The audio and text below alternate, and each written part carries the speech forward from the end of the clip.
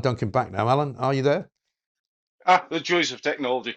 Good man. Yeah. I mean, I say to people, look, I know that sometimes things go wrong, but when I worked for a very large media organization, things used to go wrong there as well. And we could drop off the air no matter how big the organization is, how many engineers you got. Anyway, but listen, you were just telling us about the things that you saw, the things that she saw, the things that are now sort of continuing, I guess, to perpetuate the myth that Shamima Begum was somehow hoodwinked, that she was somehow taken advantage of, and that she really didn't understand what was going on. I think I'll take it from you that that's absolute BS, right? It's complete and utter BS. Every single one of them. And you know what the funny thing is? Um, there was a certain ISIS female who I was interviewing. Anyway, she was one of the worst, but she was also one of the most honest. And she said herself, in fact, funnily enough, she was one of Shamima Begum's cohorts. They were pretty, anyway. She actually said to me, she says, "Nah, I don't believe a word of them, Alan. They're full of bull." But I'd gathered that anyway. Um, I'd already gathered that speaking to every single one of them. Uh, it's and the worst of it is too much of the media were too scared. I mean, I couldn't care less if they got up and walked out the room during an interview. I couldn't care less. But too many are, are agreeing to do an interview on certain conditions set. Shamima Begum's got, oh, her team will put conditions down. So that's why you don't see too much questioning of the women, because the Mm. journalists are too scared that they're just going to get up and walk out the room. Right. Interesting. Let's talk a bit about Iran. And I know, it's not necessarily a big country of expertise for you. You've not necessarily covered it. However, you were telling me before that you've worked with Iranian women, and many of them who were fighting ISIS at the time. And many of these same people are now the ones standing up to the IRGC, getting shot in the back of the head by the mad mullahs. Yeah, when I was when I was Peshmerga, I lived and fought alongside Peshmerga, who were basically they were Peshmerga from an area called Rojalat, Iran, and it was a mixture of men and women. And I'll tell you what, them women were some of the what I call true feminists. ISIS were scared of them, but they were in battle against ISIS. They were absolutely brilliant, and I'd be speaking to them because I didn't know much about Iran myself. And they'd be explaining how, listen, we're fighting ISIS, but ISIS is no different to the Iranian regime. No different at all. They just two sides of the same coin. That's how they described it. So they were like, yes, we're as women, as we're fighting for not only our rights but the rights of all women, because what these jihadists are doing to the people of Iran and here with ISIS, they said themselves, have no doubt they'll come for the West next. And how right that's proven to be. Mm. Exactly right. And ISIS is still around, isn't it? I mean, you and I have spoken about this for the last couple of years, that, you know, Yeah. only the last week, I think it was the week before last, when Keir Starmer was banging on about whether or not, invading Venezuela was a breach of international law. He's got the RAF bombing Syria, right?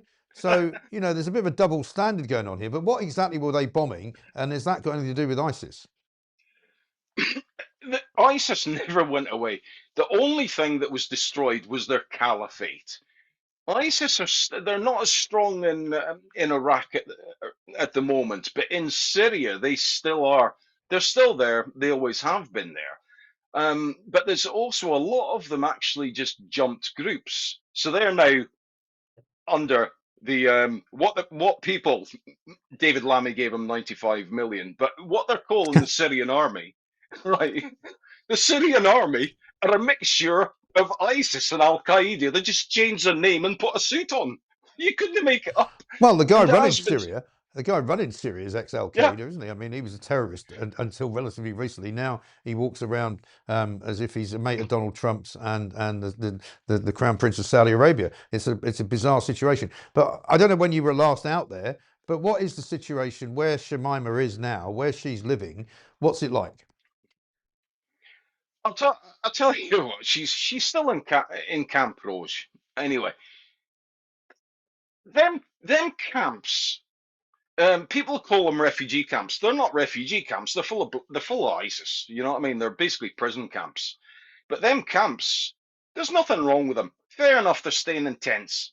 You know, they've maybe not got enough aircon in the summer and all the rest of this. But them camps are better conditions than a lot of the people a lot of the victims of ISIS of where they had to flee to. So ISIS are being held in better conditions than their victims are being Mm. held in. You know, it's there's a big myth around that as well. People are going on about the conditions and all the rest of this. Oh, what, they haven't got a fridge and a couple of air cons and a washing machine or a TV and satellite. You know what I mean? You couldn't make it up like. Yeah, right. The conditions are fine, but in Syria at the minute, you've now got the Kurds getting attacked, even in Aleppo. You've seen the Giuliani's jihadists attacking a big Kurdish area. So it's almost like we're now betraying the very people who fought against the jihadists. You know, it's what's going on at the minute is just pretty shocking, Mike. You know, pretty shocking what's going Right. on. We're betraying the very people who were fighting, holding the line for the West. Yeah. Well, I think that's probably because this government doesn't understand the Middle East at all. I mean, this is the same government, by the way, that declared a recognition of the state of Palestine prematurely. I think everybody now agrees. An organization that doesn't seem to know what's going on in the rest of the world because nobody's telling them, because they're no longer, as Britain, a senior player in world affairs, are they? Well, let's be honest. Labour hasn't got a clue what's going on in Britain, let alone anywhere else. You know what I mean? No, I being mean, it funny, does, like, but it does beg a belief. So, I mean, what do you see? I mean, I'm asking everyone that I get on at the moment because it's January, it's early part of the year. Um, Give us a bit of a prediction as to what could happen with Begum, at least just in her own situation, and who's sort of agitating for what in that part of the world. right. My prediction is the European Court is going to back Begum. Um, will Labour go against that? But again, Mike, it's about a lot more than Begum. She gets back, they all get back. Um, as for the Middle East at the minute, it's too soon still to say in Iran, but I'm hoping that Donald Trump steps in for the people of Iran, because if we can get rid of the mullahs, for starters, you'd be shocked. It's not only about Iran, but Hamas loses support, Hezbollah, Yemen, and even a lot of militias and stuff like that in Iraq. So the tentacles of Iran, that's why it needs to go. But also here in the left, just look at the infection we've got here of the left in the West that are now, a few years ago, these people would be screaming for the people of Iran. But now they're more concerned about keeping the backer of the jihadists that the left lobbies are supporting. Let's be Right. honest. Syria is still a bit of a dodgy one. I think federalism. The Kurds have to have their own area, give them self-government. Not only the Kurds, but the Druze and the Alawites. It has to go, but it's just so everything across in the Middle East. Nothing's black and white till it happens. You know what I Yeah, mean? It's so complicated, Mike. it really is. But And I mean, Begum herself, I think the European Court will back her.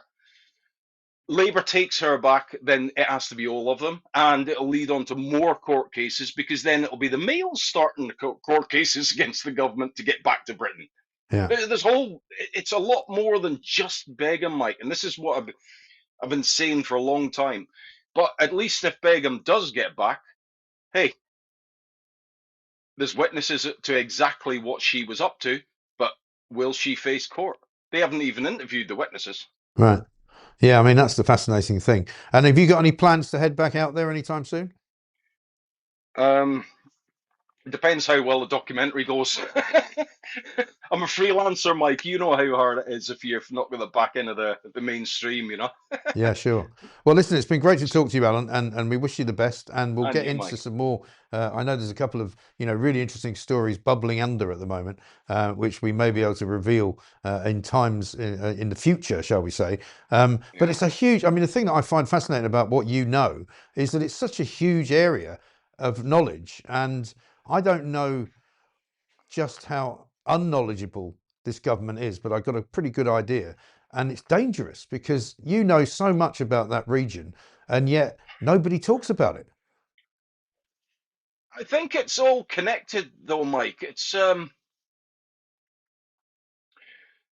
like the UAE, the now has had to point out what some of us have known been going on in the universities for years. You know, the Islamification, etc., that's going on in the universities.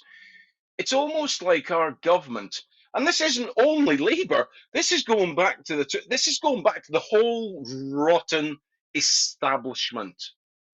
They're scared of the truth. They think they can bury the truth. And that's where people like yourself, Mike, that have got a platform, and your platform is only going to get bigger because people are sick of the establishment, sick of the mainstream media feeding their feeding their agenda, the government's agenda. People are scared of the government, and the establishment are scared of the truth. So that's why they know what's going on, but they're just too scared to show it and have people say it. Yeah. That's the problem, Mike. You know how the whole system works. Yeah, it's rotten to the Uh, core, is what it is. Alan, listen, great to see you. Look after yourself and let us know and you, Mike. when you've got some more updates for us. We'll look forward to bringing him to everybody else. Alan Duncan, um, TV documentarist, a fantastic individual, a former soldier, a veteran, of course, as well. A man who is entirely self kind of publicist and self galvanized and self funded as well. We'll be talking to Alan Duncan and people like him throughout the course of the rest of this year, right here on the Substack After Show, because this is what we do. We'll be bringing you all sorts of stories from all around the world, from places that you didn't even know existed, quite frankly. I'm Mike Graham. This is, of course, the real home of common sense. This particular interview will be out on YouTube a little bit later on. You've probably just watched the live stream on Substack. Do keep continuing to support us, please. We will be fixing all manner of things that you ask for to be fixed. And I know a lot of you have got questions. Do fire them into us, and we will always try and answer them. If we don't answer them on here, we will do a little special video and put it around to you later on as well. Many of you asking at the moment whether you can watch the live show, the breakfast show on Substack. We'll fix that for you coming up as well. This is, of course, the Mike Graham Show. It's the after show. As I always say to you, even though there's an awful lot of plankery out there, you know what I'm going to say. Don't be a plank.